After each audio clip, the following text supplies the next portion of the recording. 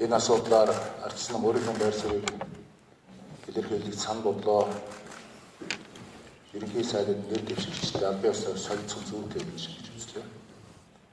Тийм учраас нэр дэвшигчтэй өдөр холбогдож ардчсан намын бүлэг өөрийнхөө бодлого хүрээнд хийгдэх ёстой саналуудаа шинээр сонгогдох ерөнхий сайдад нэр дэвшигчтэй санал солилцож улсын их хурлын чуулганд ямар байр суурьтай орох вэ гэдгээ бол шийдвэрлэх болох нь. Мэдээж олон асуудал байгаа. Шинэ засгийн газар хамгийн нэгдүгüүрт бодлогын засгийн газар байх ёстой болов уу гэж ардчсан юм харж байна. Бодлогын засгийн газар гэдэг бол Монгол улсын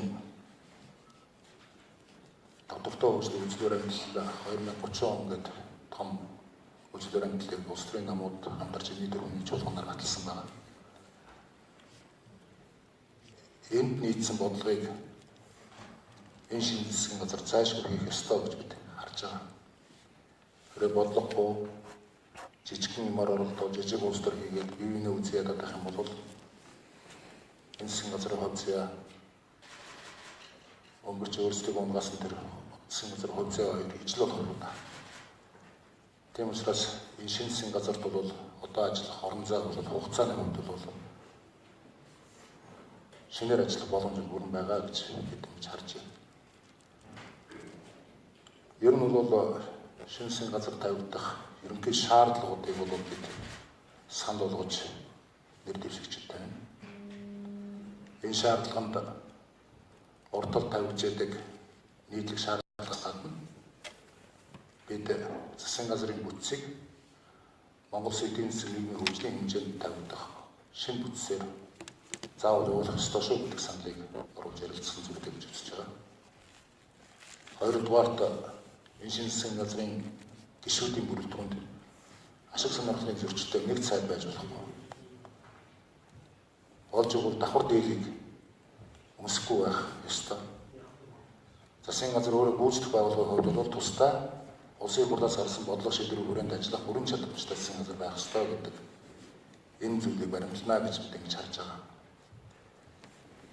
Мэдээж шинэ засгийн газрын хамгийн түрүүнд шийдэх ёстой хэд хэдэн асуудал байгаа нийгэм толгомдсон гэж үздэг. Энэ бол 2018 оны төсөвтэй холбоотой залтууд.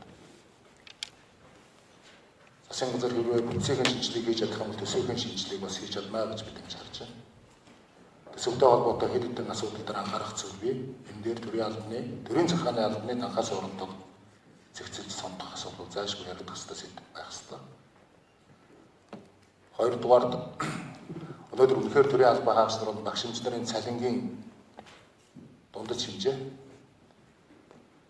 өөрсдийнх нь өрхийн хэрэглээ болохгүй болсныг энэ төр зас хүлээн зөвшөөрөх ёстой. Тийм учраас хөрөлцүүлж хэмжээний ийм цалин хөлстэй болох боломжийг шинэ засгийн газар зайлшгүй суудах ёстой. Энийг төсөв тусах ёстой гэж бид харж байгаа. Гуравдугаарт бидний нийгмийн хөгжлийн ганц баталгаа болж ирсэн хүүхдийн мөнгийг үргэлжлүүлэн олох төр засгийн газар байр суурийг тодорхой болгох хэрэгтэй. Хүүхдийн мөнгө бол халамжийн мөнгө биш. Хүүхдийн мөнгө бол Монгол хүний хөгжлийн мөнгө байсан учраас үе үеийн засгийн газар уламжлалт авч явсан энэ уламжлалыг энэ шинэ засгийн газар таслах ёсгүй гэж бид харж байгаа. Тийм учраас энэ асуудал дээр бол онцгой анхаарал хандуулна гэдгийг та бүхэнд хэлье. Өнөөдөр маргааш ерөнхий сайдын нэр дэвшигчийг өрөөд ардчсан намын бүлэг хэлсэн саналаа хэлнэ. Тэгээд улсын их хурлд чуулганд ямар байр суурьд оролцох вэ гэдгээ тэр үедээ шууд мэдээлэл өгч болно гэж бид харж байгаа. Хоёр дахь асуудал хэлсэн асуудал улсын их хурлын намрын чуулганаар хэлцэх гол хуулиуд дээр ямар байр суурьд оролцох вэ гэдгийг гишүүд ярилцаж өөрсдийнхөө байр суурийг тодорхой болгож байгаа. Энэ намрын чуулган хэд хэдэн гол бодлогын шинжтэй хуулиудыг хэлцэх гэж байна. Энэ дээр хамгийн гол санаа зовж байгаа асуудал бол 2018 оны төсвийн тухай асуудал байна. Төсвөөр бид нэр цөөнхийн дуу хоолойгоо, сөргөчний дуу хоолойгоо тодорхой илэрхийлэх ийм шаардлага үүсэж байгаа. Энэ дээр бид ярилцсан. Ялангуяа энэ нийгмийн халамжтай холбоотой асуудал, цалин урамшууллын асуудал дээр бид тодорхой заагтай болох ийм боломж нь энэ шинэ засгийн газартай эхэлж байгаа үед бол болгож байгааг зөв зөвдөө ашиглах ёстой гэж бид харж байгаа. Үндсэн хуулийн асуудлын юундаар намрын чуулганаар яригдана. Үндсэн хуулийн асуудлаар ард нийтийн санал асуулгыг заавал явуулах ёстой гэсэн арчсан намын байр суурь байгаа. Энэ байр суурь дээр өнөөдөр харсан яг хэвээр байна. Тийм учраас хилцүүлэг үргэлжиж байгаа.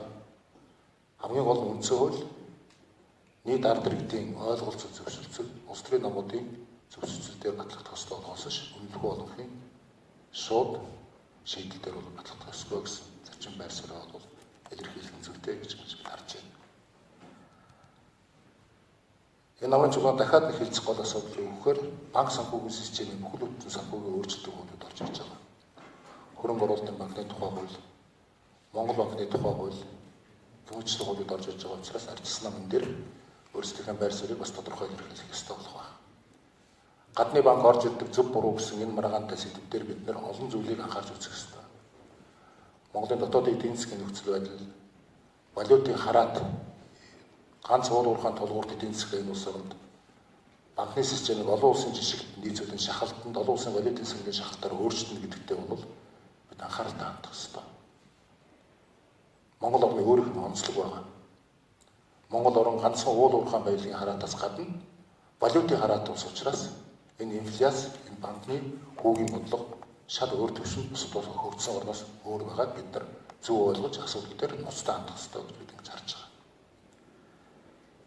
Дараагийн асуудал төрийн албан хаагчдын эрх зүйн байдлын тухай хуулийг ярилцах юм билээ. Төрийн албаны эрх зүйн байдлын тухай хуулийг төрийн албаны мэргэжсэн байдал дээр онцгой анхаарах ёстой. Төрийн албаны нийгмийн албан хаагчдын нийгмийн баталгаа болон цалингийн баталгааны асуудал дээр онцгой анхаарах ёстой. Энэ хуулийн нэг гол концепцийг бид нар заашгүй авчих ёстой. Ер нь бол төрийн албан хаагчдад эрх мэдлийг хүргэн байдаг. Гагцхүү эрх мэдлээ хэрэгжүүлэхэд юу хэрэгтэй юм бэ гэдэг үүрэг хариуцлагын тогтолцоог бүрхэг байгааг бол бид нар заашгүй тодтогч үзэх ёстой гэж харж байгаа. Тийм учраас үүрэг хариуцлагын тогтолцоог энэ хуульд тодорхой болгож ээж төрийн албан хаагчдын эрх мэдлийн тухай асуудал, гүйцэтгэлийн тухай асуудлыг ярих болно гэдэг ярилцж байгаа. Үүнээс гадна энэ намрын чуулганаар нэг онцгой анхаарал татж байгаа зүйл юу гэхээр ерөнхийлөгчийн санаачилж байгаа баялагын хуваарлтын тухай хуулийг энэ намрын чуулганаар ажилласан намын бүлэг хамтарч хэрэгжүүлж оруулах зүйтэй гэж хэлсэн. Баялагын хуримтлалын тухай хуулийг ерөнхий бий зүгээр зарчмаар нэрлэж байна. Ер нь бол иргэдийг өрийн дарамтаас чөлөөлөхөд Монголын баялагийг хэрхэн шудраг зөв хяналттай хуваарлах вэ гэдэг энэ ерөнхий хуулийн концепцийг ерөнхийлөгчтэй хамтран арчсан нам боловсруулж байгааг бид дэмжиж байгаа. Тийм учраас энэ хуулийг бол энэ намрын чуулганаар орж ирсэн нөхцөлд бол зайлшгүй хэлэлцэж батлах шаардлагатай байна гэж бид харж байгаа. Дараагийн нэг асуудал яригдах сэдв бол намрын чуулганаар бусад асуудлын хүрээнд сонгуулийн тухай хууль, намуудын тухай хуулиа бол улс төрийн намууд ярилцж шийдэх ёстой. Ер нь сонгуулийг тулгаж яж хуулийг шийдэж маргаан үүсэхгүйгээр хамгийн боломжтой цаг үеийн энийг уулгаж харж байна. Тэгвэл арчсан нэг зүйлийг хэлж байгаа. Зөвхөн ганц дан сонгуулийн хууль биш ээ. Энэ хуулийг улс төрийн намуудын хуультай заавал хамтарч хэлцэж энэ өөр эрүүл зөв хууль болно гэж ингэж харж байгаа. Үнэхээр улс төрийн намын бодлогын асуудал, болсон хүчний асуудал бол сонгуулийн хуультай зайлшгүй уйлдах ёстой. Ер нь аливаа зүйл бид нар шалгуур гэдэг юм бол зайлшгүй тавих ёстой. Шалгуургүй эрх мэдэл, шалгуургүй үүрэг, шалгуургүй хариуцлага гэж бол угаасаа энэ нийгэм байх ёсгүй бид нар анхаарах ёстой. Энэ шалгуургүй зүйлээсээ болж энэ нийгэмд энэ ардсан Монгол улсад алдсан зүйл олон байгаа шүү гэдгийг хаана манай улс төрчид бол сааглах ёстой гэж бид ингэж харж байгаа. Анхаарал тавьсан байна. Асуух байна. Нэр дэвшигч хөрөлсөх болохоор төрийн байгууллагын байнгын орон дээр багш эмчнэрийн цагийн нэх боломжгүй шуудхан хилчээ гэсэн юм байдлаар бол ярьж ирсэн та. Тэгэхээр ер нь боломж болцоог арчсан намынхан юу гэж харж байгаа юм бэ?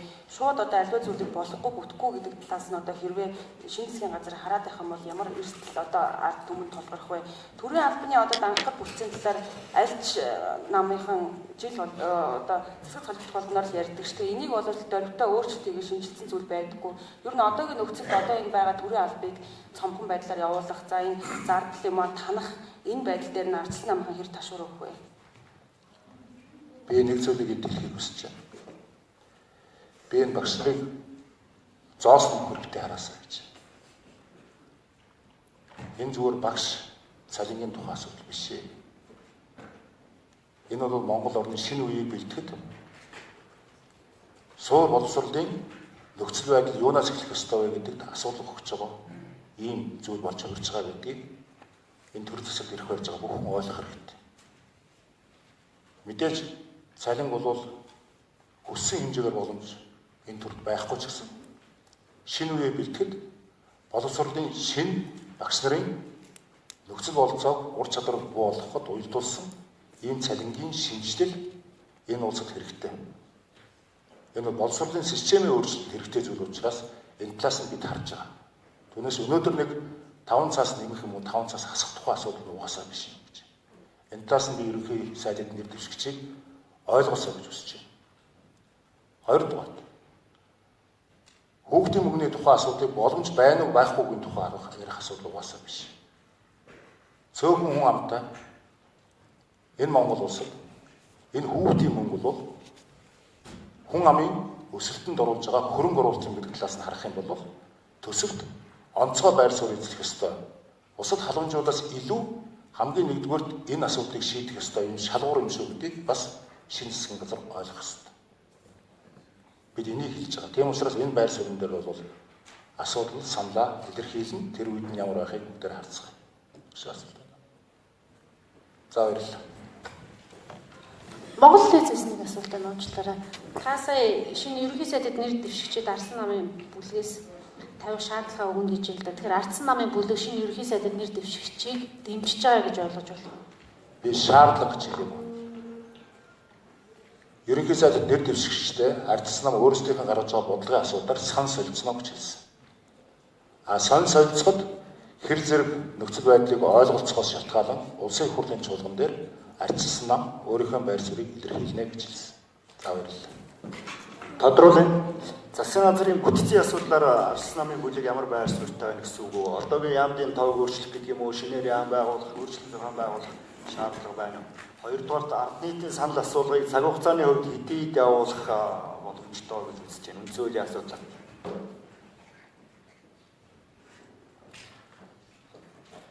Асуудал яамны тоонд биш. Асуудал нь үнэхээр бид нар хэрвээ 2030 он хүртэл Монгол улсын доктортой хөгжлийн үзэл баримтаа баталсан бол тэр хүрээндээ бүтцийнхээ өөрчлөлтийг хийх зайлшгүй шаардлагатай гэж бид харж байгаа. Би зөвхөн энгийн жишээ доктортой хөгжлийн үзэл баримтад нэг зүйл тусгасан байдаг. Энэ доктортой үзлийг үзэл баримтлалыг хангахын тулд төрийн захиргааны төв байгуулах тухай шийдвэр байдаг. Хамгийн энгийнээр хэлэх юм бол эдийн засгийн хөгжлийн асуудлаар энэ Монгол улсад нэгдсэн бодлогыг хэрэгжүүлэх төрийн төв байгуулах зайлшгүй шаардлагатай байгаа юм шүү гэдэг саналаар Ардсан нам хэлэх ёстой гэж ингэж харж байгаа. Хоёр дахь асуудал. Үндсэн хууль дээр ард нийтийн санал асуулгыг хизээ гэдэг дээр бол хугацааны хувьд бол шахах шаардлагагүй гэж бид харж байгаа.